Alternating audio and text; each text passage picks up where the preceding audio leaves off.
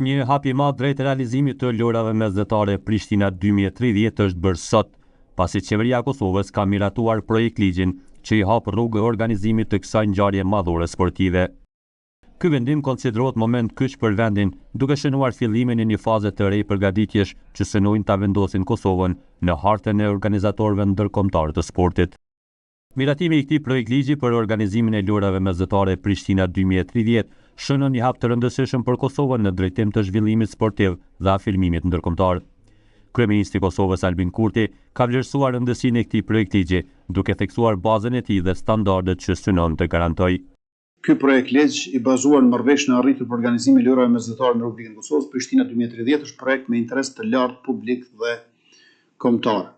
Ai garanton që organizimi i kësaj ngjarje madhore të bëhet me përgjegjësi të plotë institucionale, me standarde të larta transparence, integriteti dhe menaxhimi efikas të fondeve publike. Përmes këtij investimi strategjik, ne jo vetëm që forcojmë infrastrukturën sportive dhe zhvillimin ekonomik, por e vendosim Kosovën në hartën ndërkombëtare si vend që organizon ngjarje të mëdha me dinjitet dhe profesionalizëm. Ky është një investim në rininë tonë, në sportin tonë dhe në imazhin ndërkombëtar të shtetit. Kjo është një dëshmi e besimit në potencialin tonë dhe vizionit për një Kosovë që konkurron dhe përfaqësohet denjësisht në skenën ndërkombëtare. Nga ana tjetër, ministri i rinisë dhe sportit Berim Gashani ka dhënë detaje mbi aspektin financiar dhe organizativ të projektit, duke sqaruar burimet dhe strukturën e financimit që do të kushtojë së paku 253 milion euro. Përmes këtij ligji, qeveria do të miratojë shfrytëzimin e fondeve publike për organizimin e lojrave mesdhetare në shumën prej të paktën 253 milion euro. Ky projekt ligj rregullon gjithashtu kompetencat e Komitetit Olimpik të Kosovës, të Komunës së Prishtinës, si dhe të komunave të tjera, të cilat do të përmbushin obligimet e tyre në raport me organizimin e lojrave mesdhetare Prishtina 2030.